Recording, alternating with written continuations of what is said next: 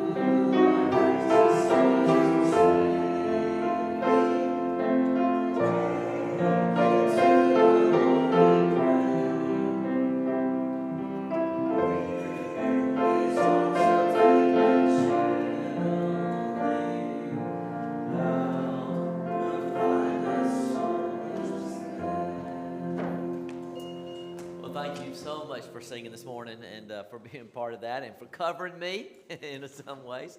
I just so appreciate that. All right, well, let's look at the Word this morning. As you know, we've been covering a lot of the miracles of Jesus, and certainly there's so many as you go through that, and you really see, really in a sense, whenever Jesus did these miracles, sometimes it led to an opportunity for him to teach. You know, you kind of watch his what he was doing, and really, it really depended on the crowd. A lot of times, sometimes it was just more of a smaller, just take care of the business and just kind of move on. But oftentimes, Jesus used these miracles as an opportunity to kind of platform him to that next teaching opportunity that he had. So sometimes, if the Pharisees were there, he gave them a great opportunity to catch them where they were. Sometimes if it was just the disciples and kind of what they were going through, it would lead them. If you think about it, the blind man that received a sight in Matthew chapter 12, the religious rulers immediately really came back immediately and accused Jesus of being connected to the demonic world. And Jesus says, no, if I was connected to the demonic world, I wouldn't be destroying ourselves. I would do something totally different. But what I'm doing is I'm ushering in the kingdom of God. You're the ones that are connecting to the demonic by your rejection of me. Then you see that on another occasion, after he healed a blind man, he told the Pharisees that they were blind because they claimed to see, and they were blind because they were rejecting him. We see many times Jesus was getting scorched because he healed on the Sabbath, but he said, no, what I'm doing is I'm allowing for compassion and care. And so he would really let them know why he was doing these things. If you remember when he fed the 5,000, what did he immediately go into at that point? Do you remember? He fed 5,000. What was his lesson as a result?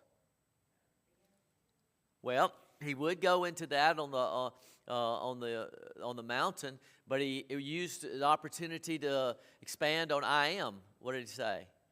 I am the bread of life. That's right. So immediately takes this to where they have just gotten filled and says, listen, I'm the bread of life here. You see where he met with his disciples a few times, and he gave him an opportunity to ask them where their faith was. So a lot of times this was on water, and they would get out there, storm would happen, and he would say, guys, just like the storm just happened, I want you to know I'm with you always, but why did you not have faith? I was with you the whole time. And so it gave him opportunity to confront them with their lack of faith. After healing a demon one time, the disciples couldn't heal, and he said, listen, this kind of demon comes out with prayer and fasting. In other words, you need to be connected with me. You've kind of walked away from that power. You need to be connected with me. And so he continually confronted, and he would at times, after a miracle, he would confront or he would teach. Why would he do this? Why do you think his ultimate goal was to do this? Why do you think he would take opportunity to expand on what he just did?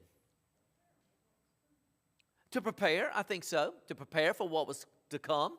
I think that was a big part of it. What else?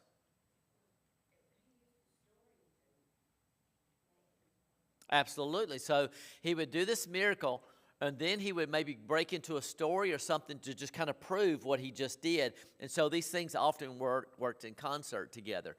Can you think of any other reason why he would do this at that particular time? Part of this was miracles were not something that were done every day. This was not something they had ever really seen. They had been taught about it, that in the Old Testament, some of these guys did these things, but they had never seen this. And so when Jesus does this, it's so out of the ordinary that it would capture their attention. And while he had their attention, he would say, okay, guys, well, I've got your eyes because of what we just did. Let me expound this. And so when they would connect these two, it would be something that they could hold on to going forward. And so Jesus would often do this, and he would go into these particular things. Now, in John chapter 21, where we are this morning, Jesus uses a miracle to encourage, but also to confront. And these were going to be his disciples. And so I want you to open up to John chapter 21. And I want you to see where Jesus not only encouraged, but he confronted. And both of these were very necessary at this particular point. The miracle really that was done here got the attention of a few of his guys. Now, at this particular point, only a few of his disciples are with him in John chapter 21. Not all of the 12. We know that Judas has, what's happened to Judas? He's dead. He's committed suicide by hanging himself. So there's only 11 disciples that are left at this point. Jesus has started to reveal himself at particular places. This is post crucifixion and resurrection, but prior to the ascension. So this is in that 40-day period. So we know that Jesus showed up in various times. Give me a particular point that Jesus revealed himself after the resurrection. Can you remember a particular time he did that? With Thomas, when he comes in and says, Thomas, you weren't here last time I came, and you said you wanted to feel the nail print, so reach here, touch. And so he did that. Do you remember another time?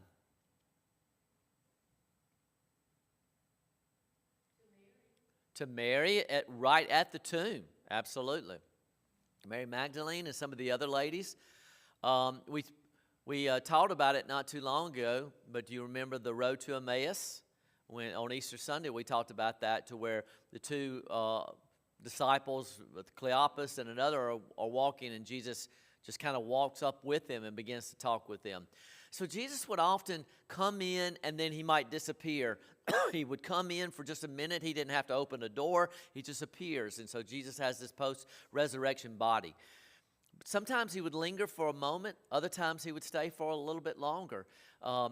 There's another instance to where Paul makes reference of this later, to where Jesus at one time appears before 500. And so there's these kind of things. But there's one I want to mention particularly because it's going to move into this. Both Paul and the Emmaus disciples mention the same thing, is they mention that Jesus has appeared to who? By himself. Peter. Both Cleopas and Paul will later say Jesus appeared to Peter alone, privately.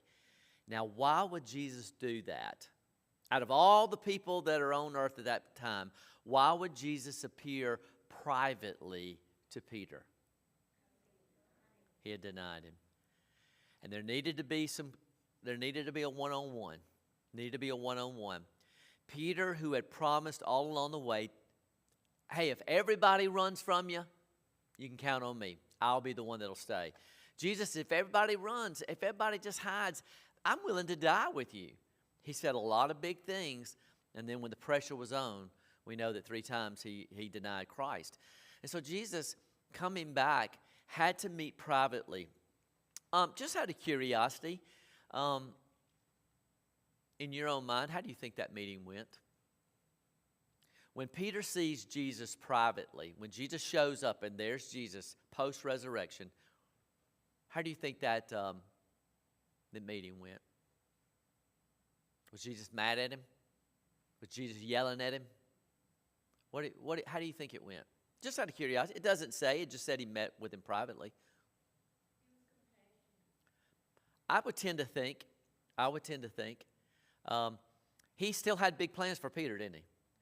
He still had a lot he needed Peter to accomplish. There's a lot still ahead for Peter. And sometimes in that defeat, because you have to believe that Peter felt very defeated at that moment, Jesus came to him and says, listen, there's much for you to do, but we got to get this right. You denied me, Peter, and I told you this was going to happen. You wouldn't believe me. What does that teach you, Peter? I need to rely on you, Lord. Absolutely. Because there's a lot more ahead for you, that you're going to get in some very tense situations coming up, and you're going to need to know this. And so I think it was painful for Peter. Anytime you're confronted with something you know you did wrong, I think we've all had that moment to where someone came and says, you can't do that. What you just did was wrong. And you know it, and it hurts. It's painful. But I think at that moment it was a restoration and bringing Peter back to where he was meant to be. But there was a private part of that, but there was a public confrontation coming as well. And we're going to see this too. And I think maybe in Peter's mind he thought it was over in that private moment, but Jesus had more to do to restore Peter to where he needed to be. So let's look at John chapter 21. And we're going to look at, just kind of look at this chapter and walk through it and just see what happens in this. So Jesus is kind of been showing himself a little bit. So the disciples have seen him. They know he's alive. But look at what happens. Chapter 21, start with verse 1 now. Now after this, Jesus revealed himself again to his disciples by the Sea of Tiberias. He revealed himself in this way. Simon Peter, Thomas called twin, Nathanael from Cana of Galilee, Zebedee's sons. Now who are Zebedee's sons? James and John. And two other of his disciples were together. We don't know who these two other guys were, but there's 7 of them. So that meant that 4 others are not there with them. And Peter said to him, I'm going fishing. And they told him, we're coming with you. And they went and got into the boat, and that night they caught nothing. Why did they go fishing? What do you think? You think they're hungry? I'm hungry. You know, I need something to eat. Could be. Could be. For some people, if you look at it, feel like that they were wrong in doing this, that they shouldn't have, that really, in a sense, what they were doing was saying, you know, we're going back to our old way. But if you kind of see that was really not the case, but it's easy to see that as they were going back to something that they had done in the past. Could have been that they were hungry. Could have been that they needed a little money, so they're going to do what they've done before. Could have been therapeutic for them. You know, for some people, they just, let's just go fishing. I just need to think. I just need to get away a little bit. So I don't know. It's just, we just know that they were on the water and they decided to go out doing what they didn't want to just kind of hang around on the beach and just sit there and think about what are we supposed to do. However, now think about this. There was one thing that Jesus told the ladies to tell the disciples to go where? To Galilee. And that's where I'll meet you. So to their credit, this is where they are. Anybody notice, well, we'll kind of go to, we'll bring this back in just a second. So they said this, let's go. So they go out there and they catch nothing. They're out there all night and they catch nothing. What else does this bring to mind? Anybody remember another time they went out, they were fishing, caught nothing? Kind of goes back to the beginning, doesn't it? Back to the beginning of their ministry. All of a sudden, there's Jesus, but look at what happens. Verse 4, when daybreak came, Jesus stood on the shore. However, the disciples did not know it was Jesus. And Jesus called to them, men, you don't have any fish, do you? No, they answered. Let me ask you this. Why did they not recognize Jesus? Surely they knew who he was. They'd spent 3 years with him, right? Why do you think they didn't recognize Jesus? Maybe didn't expect him. I think there's a lot of spiritual truth to that, isn't it? They didn't expect him to show up just out of the blue like that.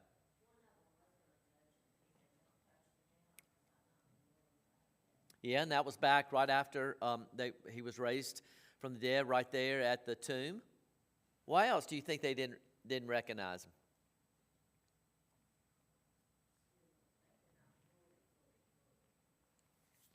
Could have been. Maybe there wasn't 100% convinced. Maybe it was daybreak, a little darker. Maybe that was part of it. Still off a little bit of shore. It's not like they're able to talk, so they're not so far away that they can't converse. They can't talk. Some have said that Jesus' post-resurrection body still bore the scars, from the beating. I don't know. But for whatever reason, they didn't recognize him. It's always been interesting to me that even a voice, I think some of us recognize voices, don't we? Even when we can't see, we recognize a voice, and we know. Somehow they were prevented. Somehow they just didn't know. Maybe it goes back to they just weren't expecting him to show up there. But I think there's a big spiritual truth to that we should always be ready for Jesus to be there. We should always be looking for his arrival. Not only when he's second coming, but when he might want to reveal himself to us today. And so they don't recognize him. It's interesting right here in verse 5, Jesus calls and says, men, you don't have any fish, do you? some translations say, you don't have any food, do you? Some are thinking that this was like somebody going by that's going to the seller's market, and they're just wanting to buy the fish that the fishermen are catching. So let me buy some of those fish. Let me take those back, and I'll sell them. So it's kind of like, hey, let's do some business here. And so maybe that's their thought process. If somebody wants to do business, and they're saying, hey, we hadn't caught anything. But look at verse 6. It says this: cast the net on the right side of the boat, he told them, and you'll find some. A few things here. Why do you think Jesus told them to do that? Did he see something they didn't see?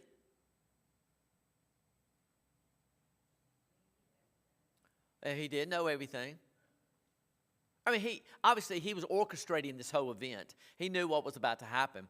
But why do you think he threw that out there? Why didn't you think he just said, hey, guys, it's me. Why don't y'all come on in? Let's talk. Why do you think he had them throw that out there? Was there a greater spiritual truth that he was trying to share with them? What's that? Yeah, just a response. I need you to trust me. I need you to respond in obedience. And this is prior to them really knowing who he was. It hadn't caught on yet. Do you think there was any thought of Jesus returning back to their roots, to the very beginning? Do you remember what Peter's response when Jesus said, throw out the nets, and they began to bring him in, the nets began to break, and what was Peter's response? He says, go away from me, what? I'm a sinful man. And so that brought them that possibly when they're throwing this net out and they're about to catch fish, maybe immediately they'll make that connection. There's more to this that we're going to look at. But what did he tell them at the beginning? You remember when they caught that fish at the very beginning and they were so excited, what did Jesus tell them that their new occupation would be? Fishers of men. Maybe he's bringing them all back to this point to say, hey, we've been through a lot. Now it's time to go fishing for real. So, to their credit, they throw the net out. Look at verse 6. So they did, and they were unable to haul it in because of the large number of fish. Look at verse 7. Therefore the disciple, the one Jesus loved, said to Peter, it is the Lord. Who is the one that said that to Peter? John. All right, so tell me this. How did John recognize him? What caused John, out of all the guys, Peter didn't, Thomas didn't, James didn't, Nathaniel, the other two, it was John. What was it that caused him to go, it's Jesus? What do you think? He was a disciple that Jesus loved. There was a tight, close relationship there, a very devoted relationship.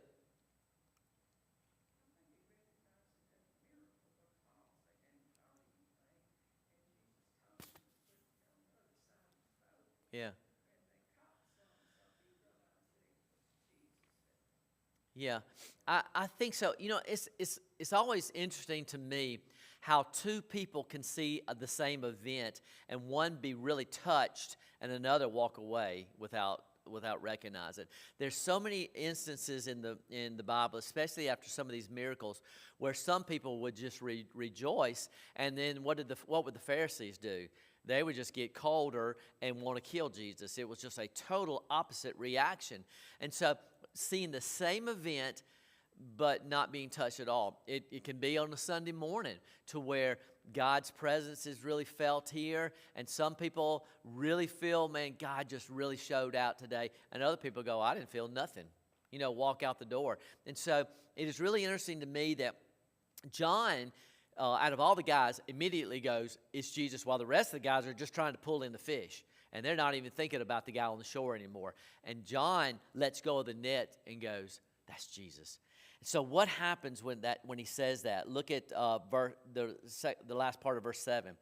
And when Simon Peter heard that it was the Lord, He tied his outer garment around him, for he was stripped, and he plunged into the sea.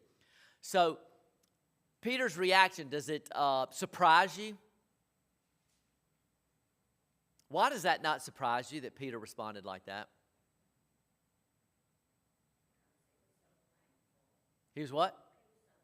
He was thankful. Do I now?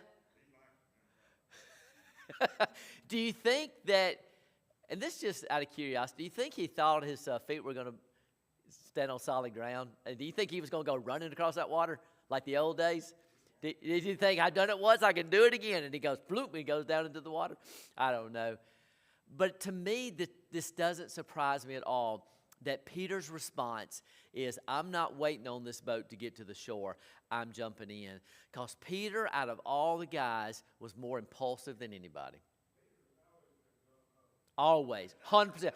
Peter was the guy, one moment, he's going to be getting the swords, starting to swing. Next morning, he's going to take his big 11-size shoe, put it in his mouth because he said something he shouldn't have said. He's going to be the one that's going to step out with bravado. He's going to be the guy to stand in front of everybody and say, everybody line up behind me. I've got this. He's going to always be the impulsive one in every case. There's good to that, and there's some bad to that, because you can be the first to fall into the trap.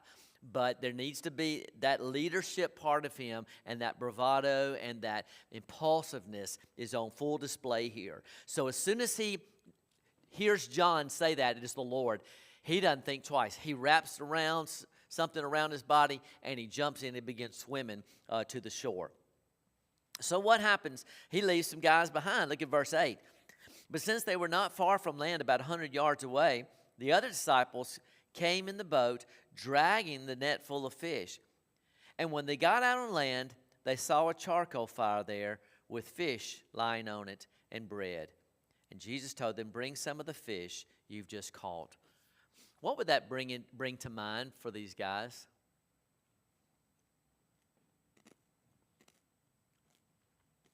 What would that bring to mind to these guys, you think?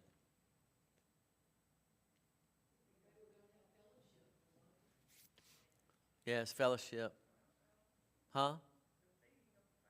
Feeding them 5,000, bread and fish. Here we go, all over again. All over again. And that is a very interesting question. I read that as well. Where did that fish come from? Jesus had already done a little head work on his own, preparing this moment. It's really a beautiful picture when you think about it. Jesus doing this and deciding to show up at just this right moment. The disciples come rushing in as fast as they can, dragging the fish behind. Jesus already preparing breakfast for the guys, and he's just saying, listen, I want around the fire for us just to hang out, for us just to be together. Let's fellowship, let's talk, let's eat together, let's have a meal together, and let's dry out by the fire. And so they come in there. Jesus has already got it together. And then Jesus told them to bring some of the fish. Look at verse 11. So Simon Peter got up and hauled the net ashore full of fish, 153 of them. Even though there were so many, the net was not torn. A couple of things come to mind here.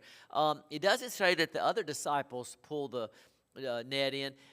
Some have thought that this was upwards of 300 pounds worth of fish that Peter is dragging in by himself. It kind of shows a little bit about the strength of Simon Peter.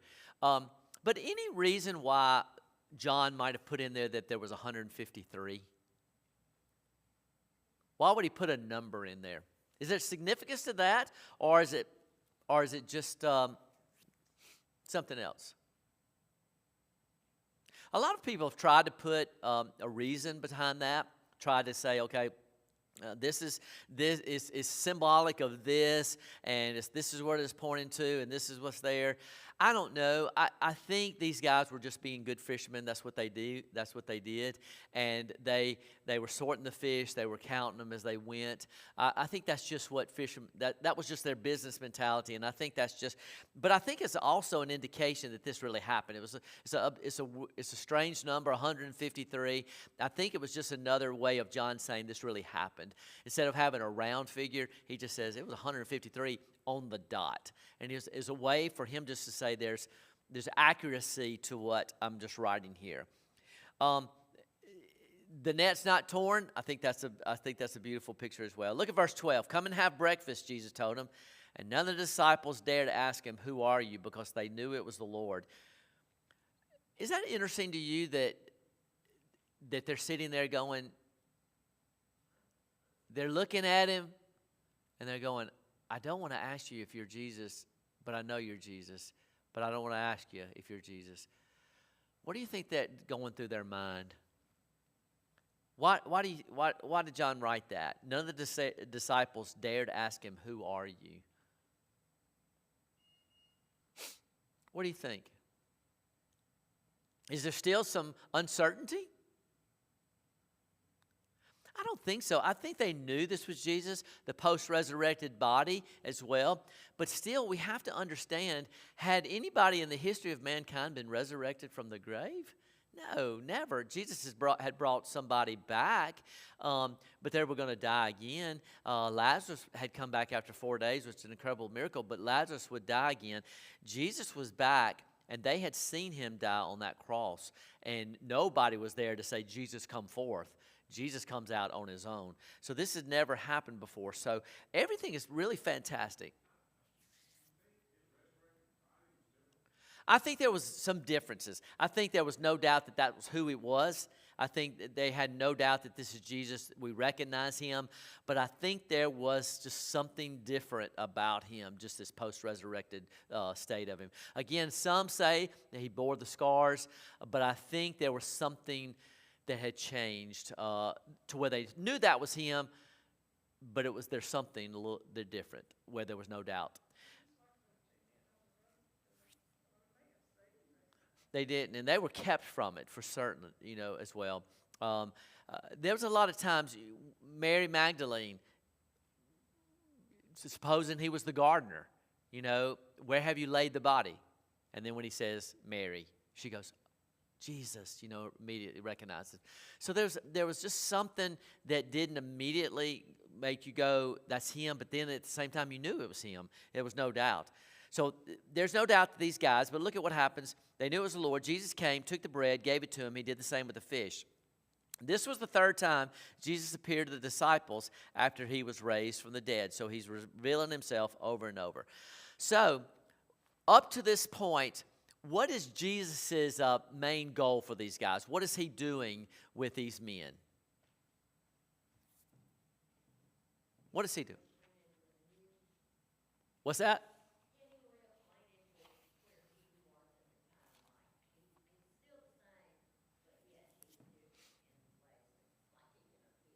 Okay, yeah. So he's getting hey, we're gonna get back. We're gonna reacquaint ourselves with each other. Let's just fellowship. Let's drive by the fire. Let's talk about some things. Certainly, there was a new reverence for Jesus than there had been before. No doubt about it. But there's a connection there. Anything else that you see that Jesus might have been trying to do with the guys at this point?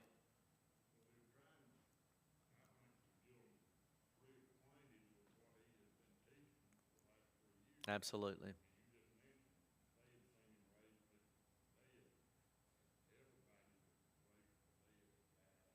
That's right.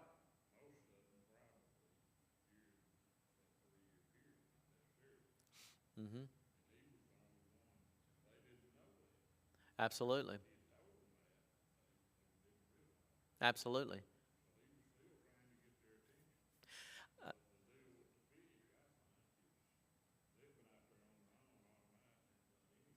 Mm-hmm.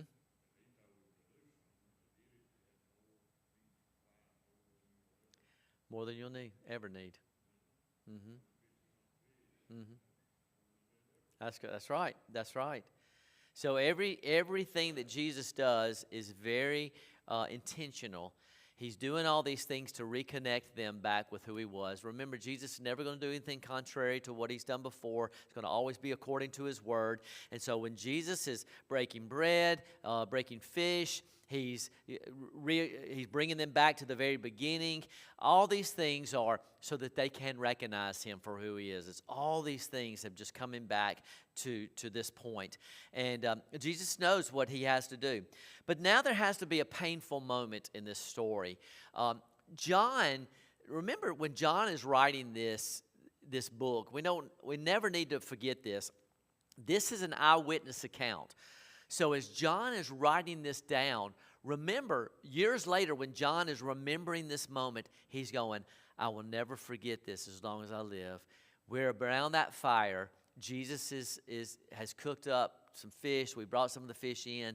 And then he begins to talk to Peter. And let me tell you what he said.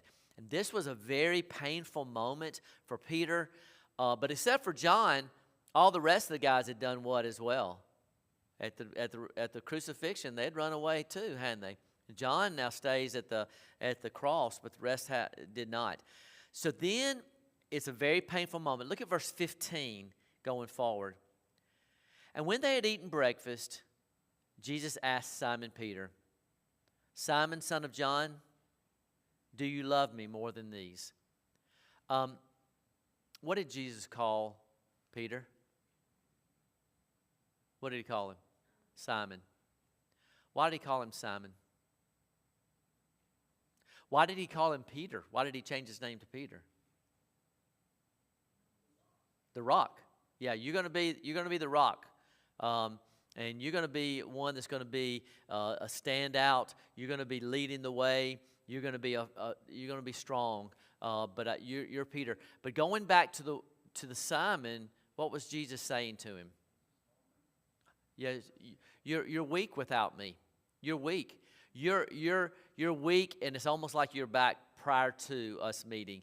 There's a weakness here, and we've got to get you back to being Peter, the rock again. And so we're going to have to walk through this way. When he says, Simon, son of John, do you love me more than these? Who are the these he's talking about? What are the these?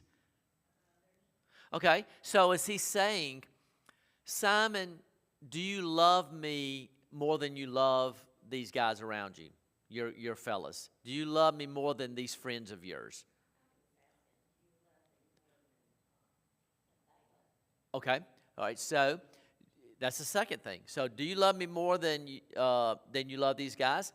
Do you love me more than these guys love me? Do you love me above everything? Because remember, what did he say? If everybody else moves away, you can count on me. So he's basically saying, I love you more than all these guys. I'll love you far more than these guys love you because I'll never leave you. And certainly he did. So he's asking them again, do you love me more than these guys love me? Do you love me? Or is he asking them, do you love me more than your fishing business? There's a lot of different things that's out there, but the prevailing thought is, do you love me more than these guys, than these guys love me? Because you said that at one time. Do you love me in that way? The word that Jesus uses is agape, which is a love that is a godly love. And then Peter responds, verse 15, yes, Lord, you know that I love you. And Jesus says, feed my lambs. Verse 16 says, and the second time he asked him, Simon, son of John, do you love me? And Peter said, yes, Lord, you know that I love you. And Jesus says, he told him, then shepherd my sheep. And then he asked him the third time, Simon, son of John, do you love me? And Peter was grieved that he asked him the third time, do you love me? And he said, Lord, you know everything. You know that I love you. Why did Jesus ask him 3 times?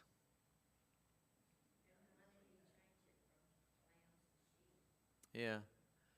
So he asked him 3 times, do you love me? Because he denied him 3 times, right?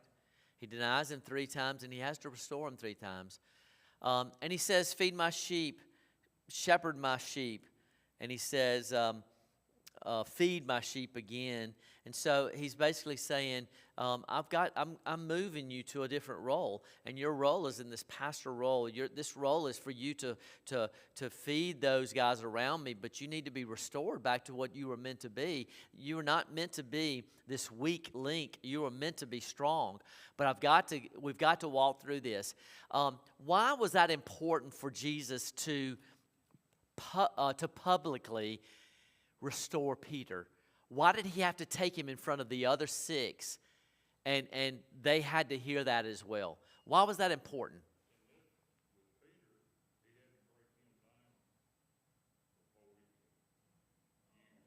Yeah.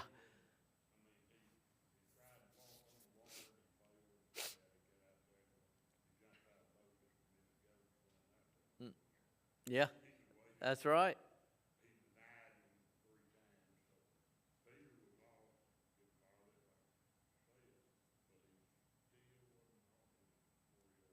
That's right. Yeah. You know, one of the hardest things for us to allow God to do is to break us. There's beautifulness in the breaking, but none of us like that because it's painful. But sometimes that humbleness, that humility that God desires for us is to bring us back in dependence on Him. Sometimes when we get more full of ourselves, we can even do that in what we think is God's work. We see a lot of guys to where they're in leadership positions, and to everybody's eyes, boy, look at them, look at how great they are, and all this stuff. And sometimes you can start believing all the words everybody's saying to you, and you can start saying, yeah, look at me, everybody. And God sometimes has to break us. It's a very painful thing. Sometimes that breaking brings us back to where we were meant to be so that we could be in humble dependence on Him. Why did He have to do this in front of everybody, though? He had already done it once. He'd already done it in private. Why did He have to do it in front of John and James and Nathaniel and all these other guys? Why was that important? Do you think these other guys needed to see that?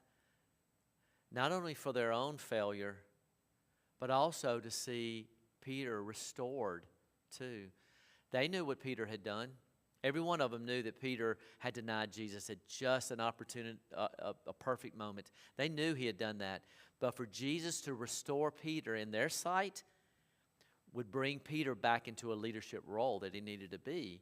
You know, this was going to be painful, but incredibly necessary, because for Jesus to not deal with that would have caused these other guys to continually bring it back up. Well, Peter, you denied him. Who are you to say anything? But with Jesus doing that, it brought him back to where he was meant to be. But look at verse last part of 17. So he says, feed my sheep. And verse 18 says, I assure you, when you were young, you would tie your belt and walk wherever you wanted. But when you grow old, you will stretch out your hands and someone else will tie you and carry you where you don't want to go. And he said this to signify about what kind of death he would glorify God. And after saying this, he told him, follow me. What is Jesus saying to Peter? He's saying he's going to die, and he's going to die a martyr's death. He's going to glorify God. But what is the very last thing he tells him to do? Follow me.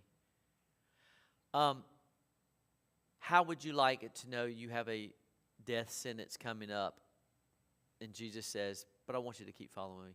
By the way, you're following after me. He's going to lead to that death sentence, but I want you to continue to follow after me. I want you to continue to follow after me, but it's going to lead to your execution.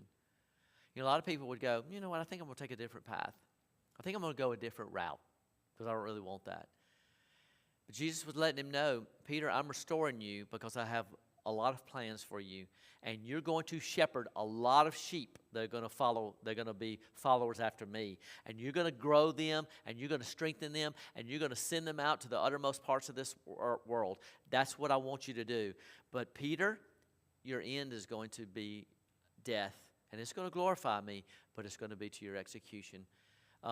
That had to strike Peter in a lot of different ways. It had to be kind of take a deep breath moment, what, in that. But Jesus' response all along the way is, I'm restoring you to do great things for me. He goes on to say that at this point, Peter looks around at John following behind him and says, well, what about him? What's going to happen to him? And what's Jesus' response? Don't worry about him. Peter, get your nose out of everybody else's business. Stop being impulsive for just a second. You just follow me. That's what I want you to do. I don't want you to think about anything except for following after me, shepherding the sheep, doing what I've called you to do. And as long as you're doing that, all will be great. All will be great. So there's a few things that I want to leave you with before we go this morning. And I think that are very important for us. Some truths that really come out of here. Well, what Jesus was doing when he brought them all together that day. I think he was reminding them, I think it's been mentioned, that he is the great provider. When they get out there and all these fish are caught, and then they come on shore and Jesus already has breakfast ready for them. I think he was reminding them, guys, I'm your provider. You can look to me for every need that you have. Don't worry about it. I'm going to provide for every need that you have, both physical, both spiritual, everything I'm going to provide for you. I think he was also reminding them of their purpose again. So he had told them at the beginning, I'm going to make you fishers of men. He has them throw the nets out, and they bring that net in, and so it reminds them about the very beginning, and he's reminding them about their original calling. Your calling is to be fishers of men. And sometimes we have to be reminded of that too, don't we? Because we get so connected with all the things that are happening around us that we sometimes forget our calling. Why are we here? What's our purpose? And he has to come back and bring us to that again. I think he was reminding them that he wants to just be part of their everyday life. I'm going to be leaving you, but the Spirit's going to come. I'm going to be abiding with you. I want to be part of your everyday. And so whether it's breakfast together or whether it's walking along the seashore or whatever, I want to be part of your everyday. I think he's reminding them that obedience is the key to catching fish. You're going to have to be obedient. You could have kept that net in and said, what does this guy on the beach know about anything? He doesn't know anything, but yet you obeyed me. So your catching fish will be out of obedience to me. So you've got to remember to be obedient to me. And so it was reminding them that he was all that they need. So how do we take this miracle on a personal basis? Well, listen for his voice. It's easy to miss his voice. What does Jesus say? Who would know his voice? What did he say in John chapter 15? Sheep. My sheep will know my voice, and they'll follow after me. So if you are one of his, then you recognize his voice when he calls. I think also we need to watch for Jesus at work. He's never going to be inconsistent with the word, so we watch for him at work. What is he doing? What is he a part of? And so I'm going to watch him, and I'm going to connect myself with what he's doing. Also, understand when he disciplines us. This wasn't discipline for Peter. This was discipline. He had a discipline him in private, and then he had a discipline in front of all the other guys. But why did he do this? It was for a number of reasons. To remind Peter that he loves him.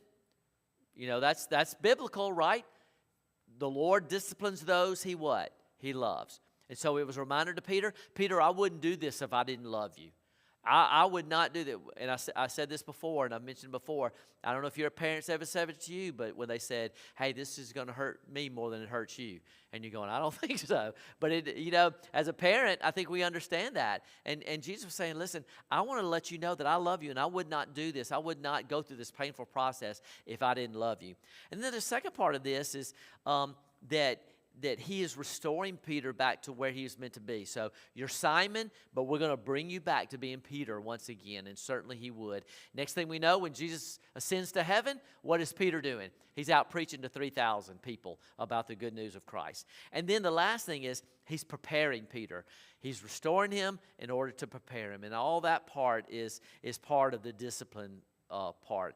The last thing is remember that he calls you to follow him. I think that's the bottom line. If you're a follower of Christ, he asks you to continue to follow after me. This was a beautiful connection that Jesus had with these guys at a very, very key moment. One other little detail that I'll let you know this before we close out. This is the only miracle that Jesus did post-resurrection. Him showing up and coming into rooms and those kind of things, that was one thing. But I'm talking about this was the only miracle that we see post-resurrection that Jesus did.